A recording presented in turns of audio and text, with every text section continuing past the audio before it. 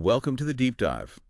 We're going to be looking at a research paper called Key Value Memory in the Brain. Oh, cool. Yeah, it was just published last week, January 7th, 2025. Wow, really recent. Yes, super recent. The authors are Gershman, Fite, and Irie. Okay. And they really dive into this cool idea about how our brains might store and retrieve information. Interesting. It's called Key Value Memory. Key value memory. Yeah. So get ready to unlock some brain secrets with us today. Sounds fun. This research, really challenges, I think, some of our ideas about memory, those assumptions we've had. Yeah. For a long time, people have focused on storage capacity, how much information can our brains hold? Right. But what if the real problem isn't storage? What if it's retrieval? Oh, that's a good point. We've all had those times where it's tip of the tongue. Yeah. You know something. You know it's there. But you just can't access it. Yeah, exactly. It's locked away and you've lost the key. Yeah, where'd the key go? And that's where this whole key value memory thing comes in. Okay. So think of it like a giant library. Okay. And you've got the hippocampus, Okay. that little seahorse-shaped structure in the brain. Right. That's acting as the librarian, Oh. holding the keys to all the books. Or, the memories. Gotcha. Stored in this vast of library, which is the neocortex. Okay, so I'm starting to get the picture here. Yeah. So the key is an address or a tag that helps us find the actual memory, which is the book itself. Exactly. And here's where it gets cool. The keys are optimized for something called discriminability. Discriminability. Yeah. It means they're designed to help us tell the difference between similar memories. Oh. So think about it. You have tons of memories of walking your dog. Right. But each walk is a little different. Oh, yeah, of course, yeah. And your brain needs a way to keep them straight. So the key for walking the dog on a sunny Tuesday is different from walking the dog on a rainy Friday. Exactly. Yeah. Even though it's basically the same thing. Right. And then you've got the memory itself, the value. Okay. And that's all about fidelity. Preserving the details accurately. Sights, sounds, emotions, all that stuff. So it's not just about finding any memory. It's about finding the right one with all the details. Yes. Huh. That makes me wonder, is there any evidence that memories are truly lost? Mm-hmm. Or is it just a matter of finding that key? Well, that's what's really interesting. The researchers, they actually address that in the paper. Oh, okay. They say there's not much evidence that information, once it's in the brain, is ever really erased. Really? Yeah. They even mention these studies where people remember things from decades ago, like classmates from high school or a language they learned in college. Wow. It's all still in there somewhere. It makes you wonder what else is hiding in our memories just waiting to be found. And that actually brings us to one of the most fascinating parts of the paper. Oh. Silent engrams. Silent engrams. These are memories that seem lost, in cases of amnesia. Okay. But they might actually still be stored. Oh, wow. Just waiting for the right trigger to bring them back. So how did scientists even come up with this idea of key value memory in the first place? Well, it's not a totally brand new idea. Okay. Early models of memory, back in the 70s even, use similar concepts. Yeah. But what's exciting about this paper is that it connects those early models to recent discoveries in neuroscience and AI. Oh, that's cool. It's those fields are coming together. Yeah. We hear about AI systems that can do things better than humans. Yeah. Like playing chess or recognizing images. Right. I wonder, could those systems be using key value memory? That's a great question, and it's exactly what the researchers are looking into. And there's more and more evidence that the answer might be yes. For example, those transformer models that power a lot of the advanced language AI today, they use a form of key value memory to process and generate text. Wait, so the same idea that might explain how I remember my childhood home Yeah. could also be behind those chatbots that can hold really human-like conversation. It's pretty wild, right? And it kind of shows how powerful this key value memory idea could be. It might be fundamental to intelligence, whether it's biological or artificial. Okay, now I'm really hooked. So if key value memory is this powerful, how does it actually work in the brain? Well, that's where things get even more interesting. The researchers, they propose an actual mechanism for how this might work. And it all depends on the interaction between the hippocampus and the neocortex. So the hippocampus, that's our librarian, right? Right. And the neocortex is the library where the memories are stored. You got it. They think the hippocampus is responsible for making and storing those unique keys. And then the neocortex stores the actual memories, the values. So when we experience something new, our hippocampus creates a new key for that memory. Uh-huh. And then, when we want to remember it, it uses that key Yeah. to find and activate the information in the neocortex. That's the basic idea, yeah. But of course, it's more complicated than that. There's a lot of communication going on between these two areas. I bet.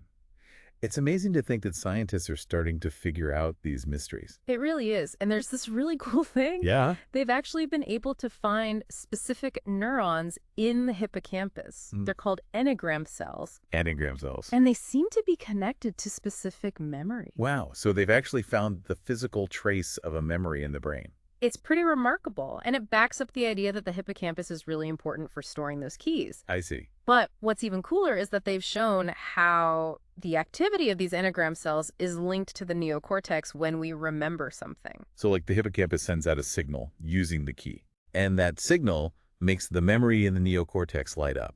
That's a great way to think about it. It's like a chain reaction. Wow. Starting with the key in the hippocampus and ending with the full memory being reactivated in the neocortex. Okay. And this is where those silent engrams we talked about before come back in. Oh, right. The hidden memories. You think maybe those silent engrams are memories that are still in the neocortex? Yeah. But the keys in the hippocampus have gotten weak or we can't access them. Oh, interesting. So are there ways to, like, reactivate those silent engrams? Well, there's some amazing research using a technique called optogenetics, Optogenetics. where they actually reactivated silent engrams by stimulating certain engram cells in the hippocampus. Wait, what's optogenetics? I've heard of it, but... It's this fairly new technique. Researchers can control specific neurons using light. So they're basically using light to turn brain cells on and off. Yeah, kind of. That's like something out of science fiction. I know, right? But it's a real thing, and it's really changing neuroscience. And when we're talking about silent engrams, it means those seemingly lost memories might not be gone for good, just hidden, like behind a locked door. That's really cool. Makes you wonder how many of our memories are just waiting for the right key. But then how do those keys get lost or weakened in the first place? That's the million-dollar question, isn't it? Yeah. And it gets to the heart of what we call forgetting. Okay. The paper suggests that forgetting may not be about memories being erased, but more about failing to retrieve them. Oh, okay. Like having a book on a shelf but forgetting the title or where you put it. Right. The information is still there, but you just can't get to it. Exactly. And there's this fascinating study they highlight that shows this. Oh, wow. Using a computer model, they trained a neural network to do two tasks, one after the other. So they taught it to, like, recognize different kinds of birds. Yeah, something like that. And then they switched to teaching it to recognize, like, different types of cars. Exactly. Okay. And they found that after learning the second task, Yeah. the network's performance on the first task, it went way down. So it's like it forgot how to recognize birds. Exactly. But if we're thinking about key value memory, those bird memories should still be somewhere in the network. Right. And that's exactly what they found. The memories were still there, but the keys were less effective. Yeah. Like they got buried under a pile of new keys. So it's not that the bird memories were gone, it's just the network couldn't access them as easily. That's it. And here's the really interesting part. Yeah. They tried something really simple. They amplified the keys related to the first task. Amplified, like turning up the volume on specific keys. Exactly. And guess what happened? What? The network's performance on that first task, it came back. It could recognize birds again without any extra training. Whoa. So they basically reverse the forgetting. It's pretty amazing, right? It challenges that whole idea that forgetting is just memories decaying over time. Yeah. Retrieval plays a huge role. Huh. So it's hopeful then, right? Those forgotten memories might not be gone forever, just harder to get to. Yeah. But how do you apply that to the human brain? We can't just go in and change the numbers, right? Of course not. But there might be ways to do something similar, maybe targeted stimulation of certain brain areas. So like those optogenetics experiments, where they used light to activate those silent engrams. Exactly. That's one possibility. But there might be other less invasive approaches too. Like what? Well, maybe cognitive training or specific learning techniques. To strengthen those connections. Yeah, exactly. This is all so fascinating. It really makes you think about how complex the brain is. Yeah. It's incredible that scientists are starting to figure it out. It's true, we're just scratching the surface. But what's amazing is we're seeing these connections between how memory works in the brain and the models used in AI. It's like those two fields are starting to understand intelligence in the same way. That's mind-boggling. It could lead to huge breakthroughs, both in understanding the brain and in developing better AI. The possibilities are endless. But for now, let's get back to this key value memory model and what it means for us as individuals. If forgetting is mostly about retrieval failure, what does that mean for how we learn and remember things in our daily lives? That's a great question. Makes you wonder if there are things we can do to make those memories easier to access. Absolutely. And that's one of the best things about this research. Yeah. It tells us that memory isn't fixed. It's something we can actively improve. So instead of just trying to cram more information into our brains, we should also focus on making those memories easier to find. Exactly. It's like having a well-organized library Yeah. versus a really messy one. Right. If Yeah. you're organized, you'll be much better at remembering. This makes me think about how I study. I've always just focused on repetition, memorizing things over and over. Yeah. But maybe I should think more about making strong keys, connecting information to meaningful things, or using things like spaced repetition. Those are great ideas. The key value memory model really helps us understand how to improve our memory. It's not about just memorizing. It's about understanding how our brains work and using that knowledge to our advantage. This has been super interesting. I bet our listeners are wanting to hear more about these practical strategies for memory. But for now, we're going to take a quick break. We'll be back soon to finish up our deep dive into key value memory and talk about some of the big questions for the future of this research. So stick around. It's like they're using light to flip a switch on specific brain cells. Yeah, it is kind of like that. It's a really powerful tool. It's really changing how we do neuroscience. And in this case, with the silent engrams, Yep. it kind of suggests that, those memories that seem lost, they might not be gone forever. They might just be hidden, behind a locked door. That's a really interesting way to think about it. Yeah. Makes you wonder how many of our memories are just waiting for the right key to unlock them. But then, how do those keys get lost or weakened in the first place? That is the big question, isn't it? And it gets to what we call forgetting, Right. The paper suggests that forgetting might not be about memories being erased, but more about not being able to retrieve them. Okay. It's like you have a book on your shelf, Uh-huh. but you can't remember the title or where you put it. Right. The information's still there. Yeah. You just can't access it without the right cues. So it's not that the memories are gone. It's just that we've misplaced the keys. That's the idea. And they actually talk about this really cool study in the paper Yeah. that shows this concept using a computer model. Okay. So they trained a neural network to do two tasks, one after the other. So they taught it to recognize different types of birds. Yeah, And then they switched it up and they taught it to recognize different types of cars. exactly. And what they found was after it learned that second task, its performance on that first task, its ability to recognize the birds, it went way down. So it was it forgot how to recognize birds. Exactly. If we're thinking in terms of this key value memory idea, Right. those bird memories should still be stored somewhere in the network. Wait, exactly. And that's what they found. Those memories were still there, but the keys associated with them, Yeah. they were less effective. It was like those keys had gotten buried Yeah. under a pile of new keys, making them harder to find. So it's not that the bird memories were erased. It's that the network was having trouble finding them because the keys were less prominent. Right. And here's the really cool part. Okay. They did this really simple thing. They amplified the keys that were related to that first task. Amplified, turning up the volume on those specific keys. Exactly, boosting the signal. Yeah. And the results were amazing. Brilliant. Just by making those original bird keys stronger. The network's performance on that first task, it came back. It could recognize birds again without any extra training. Wow. So they basically reversed the forgetting Yeah. just by tweaking the model a little Yeah. bit. So does that mean that those forgotten memories might not be gone forever? They're just harder to access? That's exactly what this research is suggesting. It really challenges that traditional view of forgetting as memories just fading away over time. Yeah. It points to this more dynamic process where retrieval, that ability to access those memories, Mhm. that's really central to the whole process. That's a very hopeful perspective. It means there might be ways to strengthen those weakened keys and bring back those memories we thought we had lost. But if we're talking about applying this to the human brain, how can we amplify specific keys? I mean, we can't just go in and adjust the numbers in our hippocampus like they did in the computer model. Of course not.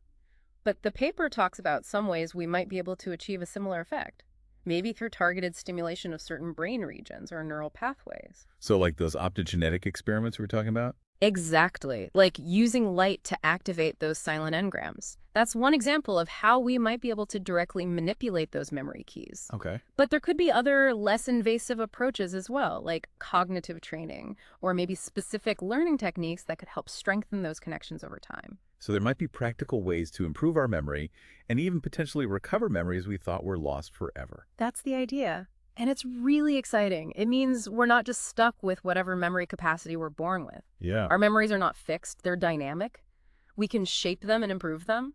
So instead of just trying to cram more information into our brains, we should also be thinking about how to make those memories more retrievable, more accessible. Exactly. It's like having a well-organized library versus a cluttered one. Right. If you have a good system for storing and retrieving information, you're going to be much more effective at learning and remembering. This is making me think about my own study habits. Yeah. You know, I've always focused on repetition and memorization. But maybe I should be thinking more about creating those strong keys, associating information with meaningful contexts, or using techniques like spaced repetition to reinforce those connections over time.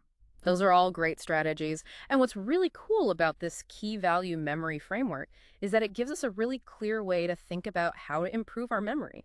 You know, it's not just about brute force memorization. Right. It's about understanding how our brains naturally store and retrieve information and then using that knowledge to our advantage. This is all so fascinating, and I'm sure our listeners are eager to hear more about those practical strategies for memory enhancement. But for now, we're going to take a quick break to let all this information sink in. We'll be back shortly to wrap up our deep dive into key value memory and explore some of those big questions about the future of this research. Yeah. Don't go anywhere. Welcome back to the deep dive.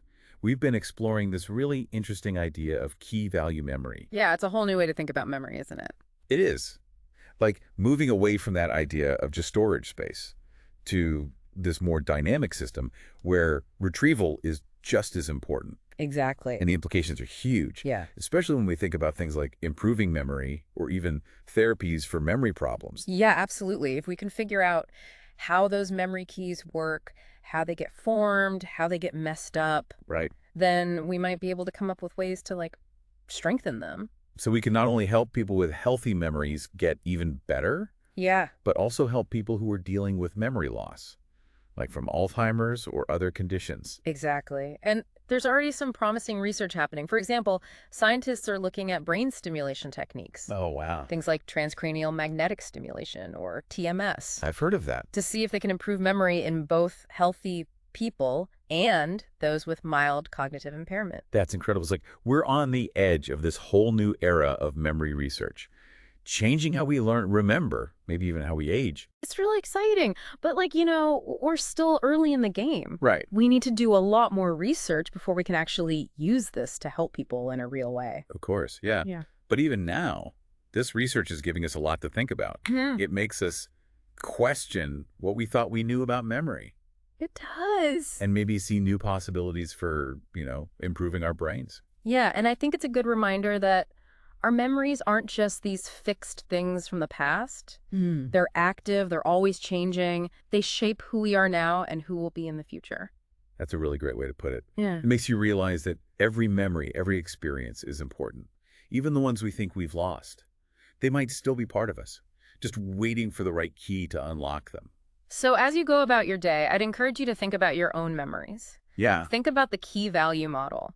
What memories come to mind easily? What triggers them? And what might be hidden, waiting to come back? That's a great thought to leave us with. Thank you so much for joining us on this deep dive into key value memory. We hope you've learned something new about how your brain works, and maybe even got some ideas for how to improve your own memory. Keep exploring, keep learning, and keep those memories alive.